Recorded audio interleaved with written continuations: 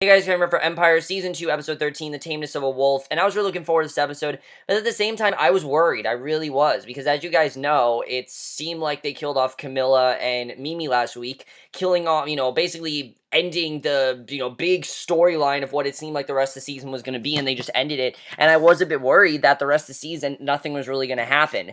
But luckily, this episode I thought was actually pretty good. I really enjoyed a lot of things about this episode. Now, was this a perfect episode? No, this was definitely not a perfect episode. There were a lot of things that I definitely do want to talk about. Mainly just a few things that I do want to touch upon.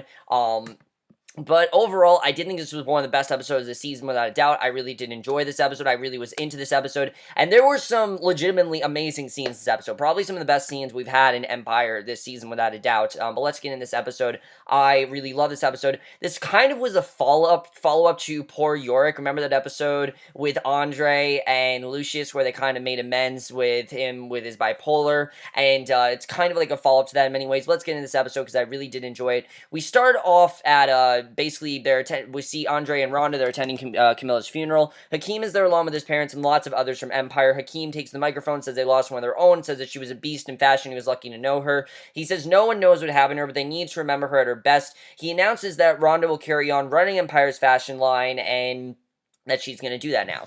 So Cookie then mocks Camilla to Jamal, who smirks, and Andre then apologizes to Rhonda for accusing her of cheating, and this is the thing, I don't really know why they took this so lightly. I mean, I understood they obviously wanted to kill Camilla, but they made it seem like it was going to be this huge deal, and it kind of just goes away. They don't even really talk about it for the rest of the episode. It's kind of just something that goes away, which I'm kind of happy about, because in general, like I said, I wasn't a huge fan of this storyline. I thought it was kind of just, a random plot twist, just have a twist. The rest of this episode I thought was pretty solid. It was just this part I really was not a fan of. She thanks him for seeing the doc, and he says that the new medications are working, and, luckily we find that he is taking the medication, and he is actually going to the doctor, and he asks if she'll still move out, and she says, let's talk later. Clearly she wants to move, you can tell, but I do think that she does care about him. She wants to move because she obviously knows he's not in really good condition, but he really thinks that things are going to get better, which you don't really know if they are. I think, Andre has this mentality that things are going to get better, but you don't really know if they're going to be. So Hakeem finds Lucious in the CEO chair. He says he's just keeping it warm for Hakeem, who asked him to move, and this I didn't understand. The last time we saw Hakeem and Lucious, these two were mad. Lucious was mad as hell. He wanted to take Hakeem's position, and in this episode, he's seemingly just okay with it. And okay, I can kind of understand he's trying to work on his own thing for the American Sound Awards and work on his music video and things like that, and that's his main concern. But you literally said you're going to take Empire from him, and then this episode, no, you're not going to do that. You're actually going to praise him, say you're proud of him. It just didn't really work for me. I was expecting a showdown between Hakeem and Lucious, and we did not get that in this episode. I don't think we're gonna get that in general, and I really feel that part is gonna be gone. I don't really know, though. I mean, maybe there'll be something where we will see something reminiscent of, some sort of conflict there, but it seems like Empire, they do something different every single week, and I don't really know if that's a good thing or a bad thing, but it really does seem like they're doing that every single week, that they seem to be doing, something every single week. But I really did enjoy, like I said, I enjoyed the majority of this episode. This part I just wasn't really loving. The first half of this episode I was not a huge fan of. Lucia says she's proud of him getting rid of Camilla and glad with the sex tape, and Hakeem says that he didn't kill her and that it isn't really his fault, but in many ways it is. I mean, he was the one that planned it out, and you can see that Hakeem is genuinely kind of upset that he killed Camilla. He doesn't want to admit that he did it. So Cookie slaps the door closed and says the state is calling it a murder-suicide, and tells Lucia to work in his video, and basically they're off, they're off the hook because they think it was a suicide and they think that's all it was, so they're basically okay. But I do think this can be something like Bunky's murder, where it's going to come back to haunt them. They're going to hear about Bucky, and it's not going to end well for anyone. So she tells Lucious to work on his video, Jamal on his album, and then asks if Andre's okay, and she asks about his meds, and he says he's fine. Cookie says no more fighting. Lucious says Hakeem actually earned the seat, and Hakeem says he always has to jab at his kids, and I don't know, it didn't really work for me. But Lucious says raising them around money stunted their growth, and Cookie says it's her first birthday in 17 years she's been out of jail. She says she wants peace and no drama. Now, let me just say, if this entire episode took place in the house with them planning the birthday party for Cookie and them giving her, the birthday party, I would have loved this episode. Honestly, I would want this entire episode to be the birthday party, because that by far is the best part of this episode, which we'll get into. The problem is, The idea of having a peaceful, relaxing birthday for Cookie, it just seems corny. I mean, after everything we've been through with, Lucious killing Bucky and, these people doing these, horrible things, I mean, it just didn't really seem like this was the episode for it. It felt like this was kind of like the calmer episode, but I don't really know why we need this. I mean, I understand we've had a lot of drama, but I mean, just you have a few episodes left. Like, we're on episode 13, and there's like 14, 15, 16, 17, 18. There's like 5 episodes left this season. Like, we need to start getting things moving. But basically, Cookie's with Lucious for his video show and location. She doesn't like the area. He says it's crazy and says one house in the block hasn't changed and was saved for him. She asks why there. He says he slept in front of that lion when he ran away and says Dwight White became Lucious Lion right there. Dwight Walker became Lucious Lion right there. And she asks where his mother was, and he says that doesn't matter. It's his story. And by far the best stuff in this episode involves Lucious trying to tell his story, telling it like it is, him having to deal with everything that happened, and him basically being forced to tell the whole thing to Cookie, whether, he wants to or not. He basically has to. So Cookie advises him to put his whole truth in his story or it won't matter, and to just tell the honest truth. Don't leave things out. And that really is true. If he really wants to tell the story, he needs to make it as honest as possible. He shouldn't leave out any details. He needs to show that he really does want to tell the story and that he's not just bullshitting it. She really wants him to tell the most thorough story possible, which I definitely like seeing. So, Laura's group opens for Tiana on tour, and Tiana and Laura, this whole storyline did not work for me, because we've seen barely anything in Tiana all season. Now Tiana's getting stuff. I understand she's a series regular, which I don't really understand why. She hasn't really had anything to do. But suddenly, Laura and Tiana are clashing. Tiana says she keeps going over her time. Becky's there, promises to talk to her. They leave the stage to cheers, and then Tiana says she's the headliner, she's the help, and threatens to pull the plug on her. Becky says she can't change her set list and go over time, and Laura says sorry. And basically, we see she goes out to perform her song. I'm not a fan of Tiana's song, the whole, look but don't touch. I'm not a huge fan of it. Like I said last week, I think it's kind of parodying songs like that, but I don't really know. I was not a fan of it. I like Laura, as you guys know. I like Laura's character. I'm just not a fan of Tiana, definitely. This episode, I honestly thought she was kind of out of character. Like, it seems like, so far at least, she's actually really admired Laura. Like, she's taught her how to be sexual, things like that. She's kind of taking her under her wing. Why all of a sudden is she clashing with her? I don't really know.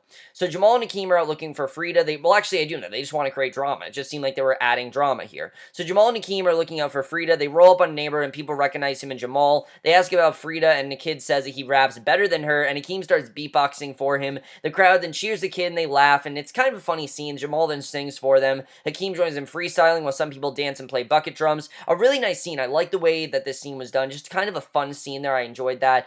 Freda shows up. Jamal says he wants to record with her. She asks if they're trying to steal her from Lucious, but she says he's like a dad to her. And Jamal says their dad set her up with Hakeem, and Freda says try not to get jacked on the way back to Soho.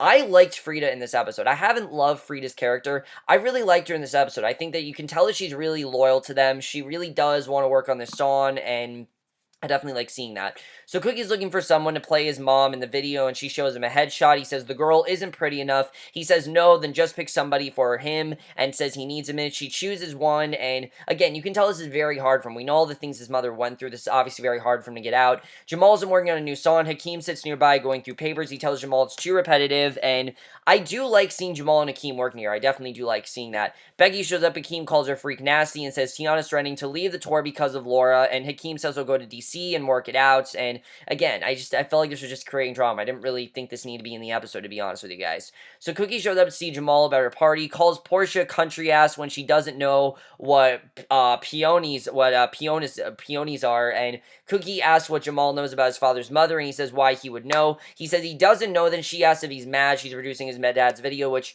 we know that Jamal's was the first person to find out Lucious's real name. You remember in the finale that we found out Lucious's name was Dwight Walker. He said that to Jamal, and basically, she asks if he's mad that she's reducing, his father's video, and basically, Hakeem talks to Tiana, who says to tell Laura to fall back and stay out of her wardrobe. Hakeem goes to Laura, then he's back and forth between them. Tiana says that Laura needs to be professional like she was when she was starting out, and it looks like he gets things worked out until Tiana sees him making out with Laura in her dressing room, and obviously Tiana doesn't like that, but I don't know why. Why all of a sudden is Tiana jealous of Hakeem? I thought Tiana was a lesbian. Like, it seemed like last year, Tiana Tiana was a lesbian, that's why she didn't want to be with him. But now all of a sudden it seems like that's not what's going on. That it's in fact that she does in fact want to be, she does want to be with Hakeem, and she does want to, she does still have feelings for him. And I just don't believe it. I'm sorry, guys. I don't believe it whatsoever. I think it's kind of stupid, and I'm not a fan of it. I don't like this whole Tiana, Freda, Tiana, Laura situation.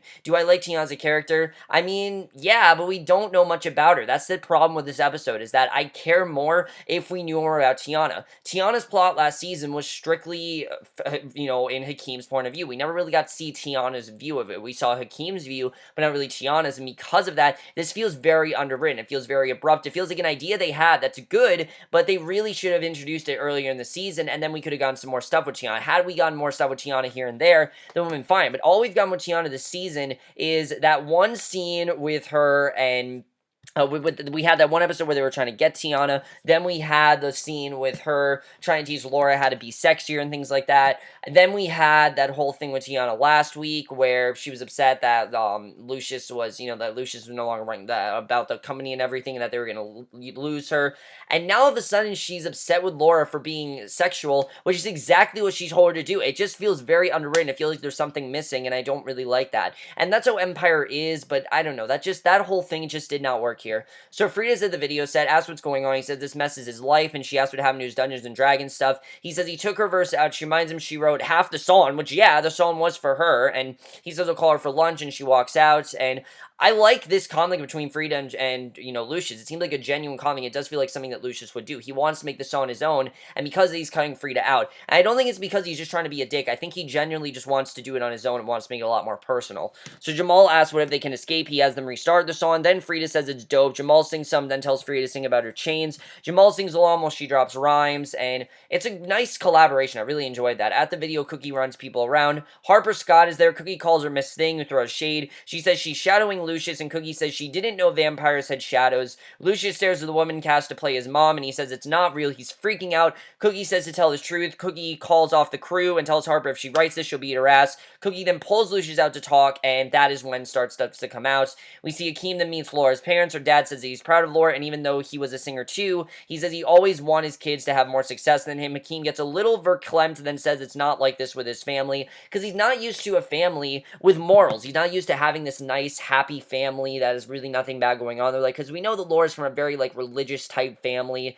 a good family, and he's just not used to it. It was a nice scene. I like seeing that. And I kind of wanted that to be the subplot for this episode. Have the episode be Hakeem meeting Laura's parents. That could be a real eye-opening experience for him, because he's not used to having a normal functioning family. He's just having this broken family that's always, at each other's throats. And for once, it actually is calm, and I like seeing that. I thought that was a really nice scene, a nice change of pace, and it does show that he kind of enjoys this, and I like seeing that.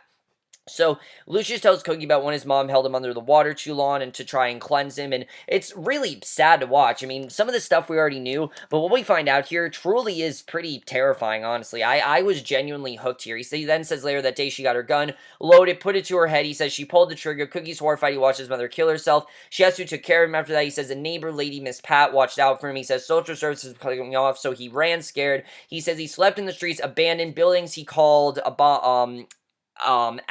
abandonminiums, and he says he ate out of trash cans for about 6 months, then met a guy named Frank Gathers, who was 16 when they met and gave him his first bag to sell, and of course we know Frank from the first episode, that cannibal prisoner that Lucious ended up killing. He comes back in this episode, and it's very important that he references that. He says that Frank saved his life. Cookie says they did what they had to do, and Lucious says damn right, and Cookie says to tell his whole story, show what happens to his mother, but he shakes his head. He asks why. She says she did 17 years for a man whose real name she didn't even know, and obviously she's a bit upset about that, the fact that she didn't know any of this and she's now finding out now. Lucious is very teary and thinks about it, and he talks to the child actor playing on the set, and he reassures him that he won't be hurt. He says she doesn't know what she's doing. They start the water, and the kid is in the tub. Cookie stares at Lucious is having PTSD. A very crazy scene. I actually like seeing Lucious being affected by these flashbacks. And, we've seen these flashbacks all season. They haven't really done anything. This was the first episode where it felt like they had context. And, in a while, where it felt like we actually were seeing these flashbacks for a reason. The actress then looks at Lucious, who's in the way.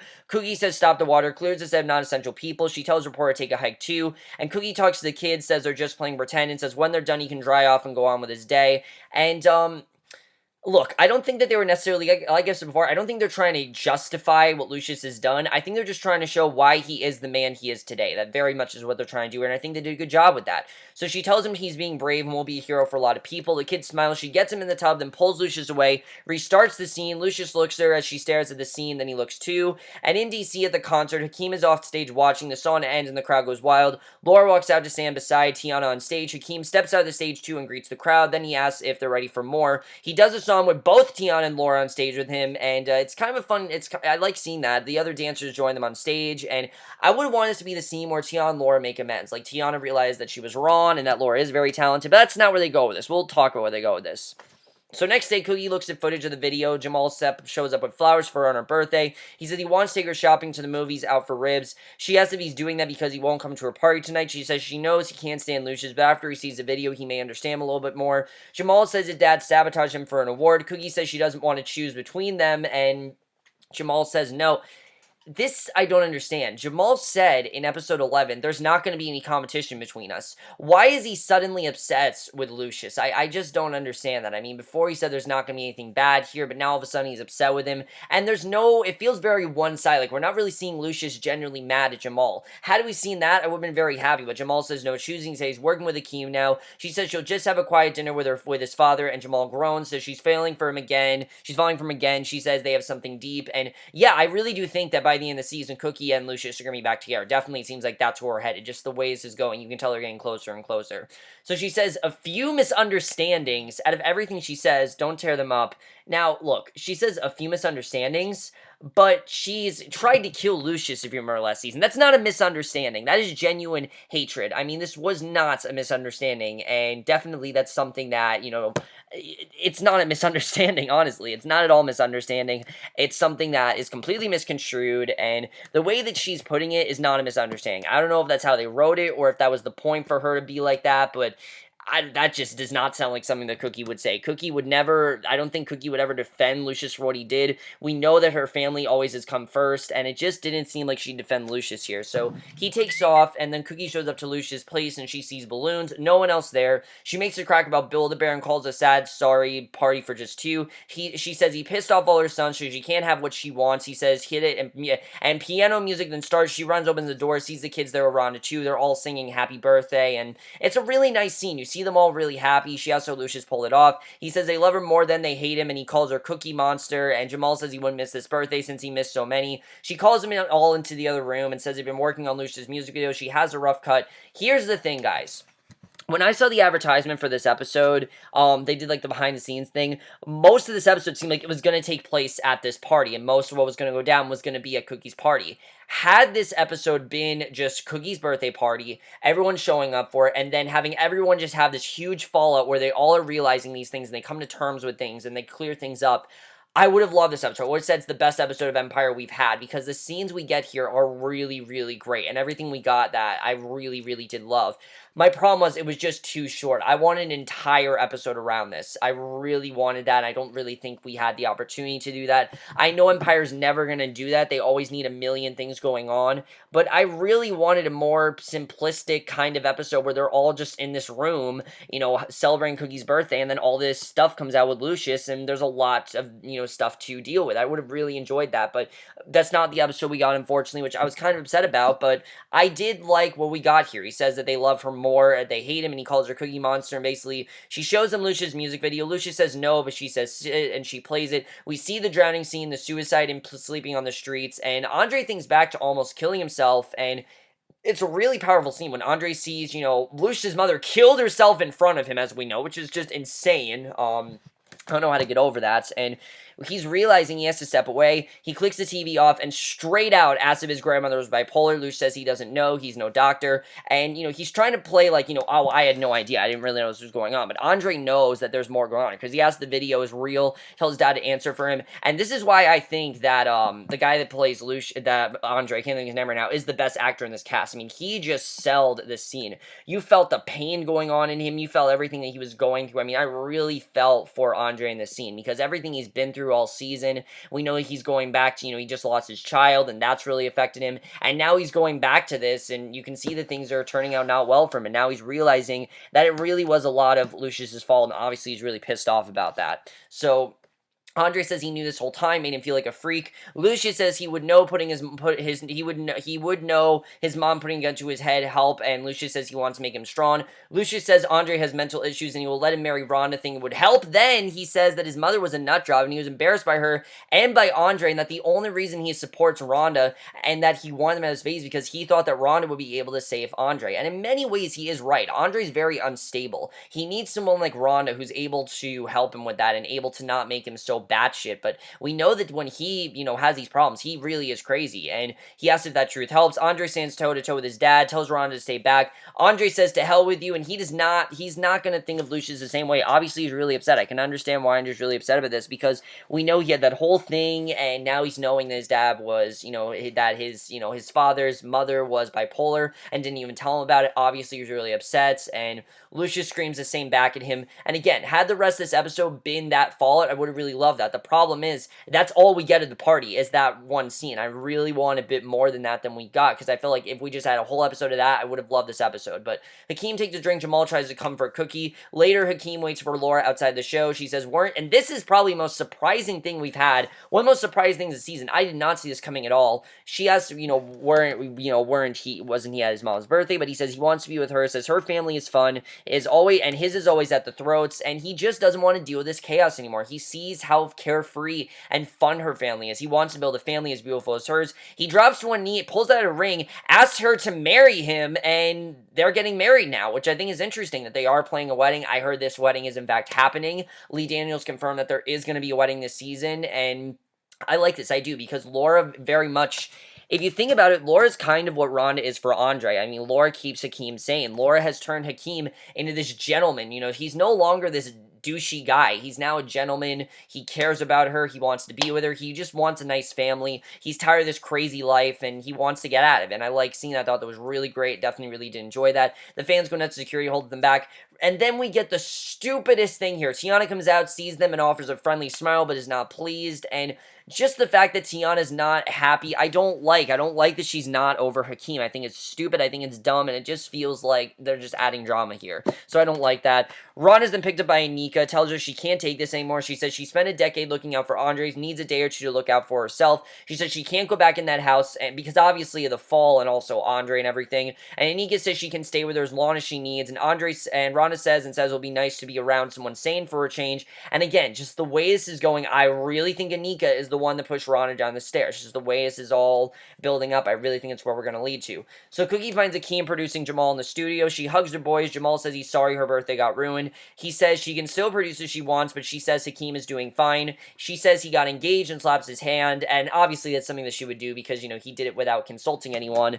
Freda shows up, and Cookie's surprised. Jamal says that Lucious iced her out of the video. Then they do their verses for Cookie to hear. Cookie's surprised to hear her mention that Frank Gathers is her father, which of course she didn't know about. Cookie stops the song and asks her about it. Freda says that was her dad. He died in prison, and asks if Cookie knows her dad too. She says she did back in the day, and obviously, can't say what actually happened. Cookie then takes off. She goes outside, has a little freak out, and that's how the episode ends. And I think this is a genuine conflict now, because as we know, Lucious killed Frank Gathers. We knew that was eventually going to lead to something. I mean, we knew that eventually something was going to happen there. Freda, of course, doesn't know that Lucious killed her father. I don't really know how Cookie's going to handle this. Obviously, she wants Freda out of his life. She thinks that Freda's dangerous and everything, which is going to be very interesting to see what happens there. I do like that Cookie's trying to kind of take over, though. Like, she's kind of playing everyone at this point. Like, she's on Lucious's side. She's on pretty much everyone's side because she's starting to understand Lucious more, starting to understand more of what he went through and more of why he is the way he is. Is it necessarily humanizing him? Yes. I don't think it's justifying what he's done, but I do think she is starting to understand more of why he is the man he is today. I think she definitely understands it more, and I really do like that. But like I said, I really did want more from that scene. Just the party, I would have wanted more to that. I think that would have been really great. Rhonda and Anika, this is not going to end well. I think Anika definitely pushed Rhonda down the stairs. Just the way this is going, it seems like that is definitely a direction they're going in. I definitely think that Anika is the one that did this to Rhonda, and of course Rhonda doesn't really suspect anything, but I do think that Anika is the one responsible for that, so we'll have to see what happens with that. Laura and Hakeem getting married. Are they actually gonna get married? I mean, I don't really know. Why Tiana is still upset, I don't really know what's gonna happen there. How's she gonna cause trouble? I'm really not a fan of her causing trouble. I just want Hakeem and Laura to have a nice wedding. It's not gonna happen, but I want them to have a nice wedding.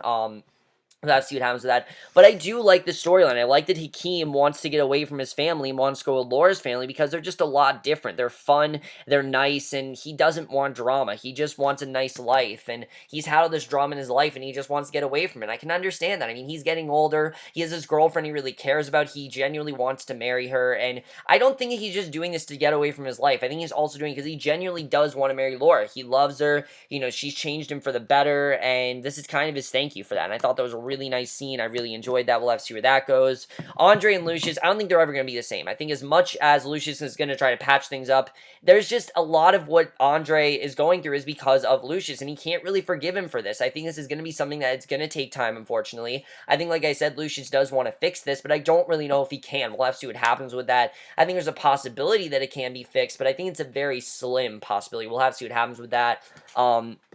I'm starting like boom, boom, boom, boom. I'm not going to lie, guys. Like, I didn't like this song initially, but I feel like it works very well for what we're seeing. The context of it, I think, is really good. I'm looking forward to seeing what happens with that. I like seeing Hakeem and Jamal working together. I still don't really understand why Jamal's so against Lucious when he said in episode 11, I understand that, you know, Lucious doesn't support him, but he said episode 11 that, you know, we're not going to run against each other, and now it seems like a complete opposite of that, but we'll have to see what happens with that overall. But overall, guys, let me know what you guys saw this episode. I really enjoyed this episode overall. I thought it was definitely one of the strongest of the season. Other than some really stupid stuff like the Tiana stuff, I really thought there were some very strong scenes there. Everything with Lucious, that was really good. With Hakeem and Laura, I really like that as well. But like I said, I really want this entire episode to just be at that party. Have Laura come into that party. You could have done that there. You could have had the Rhonda and Anika stuff. All of these people just come into the party. I would have been completely fine with that. It would have been very well done, and you know, the best episode of the show is still, you know, that episode where, what was the episode called? I can't remember what the episode was called, but it was the one where,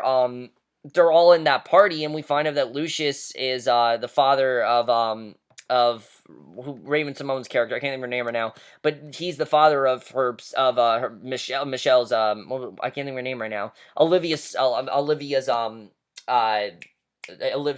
child, you know, he's the father, and I thought that was a very good episode. But other than that, you know, I think that could have been very much like this episode, but it wasn't. Whatever, guys, I'm gonna guys saw this episode. Really did love this episode overall. Definitely one of the best of the season. Like I said, a lot of things that weren't great about it, but I will see you guys next video, which will be for the path, and I will see you guys for that. Okay, bye.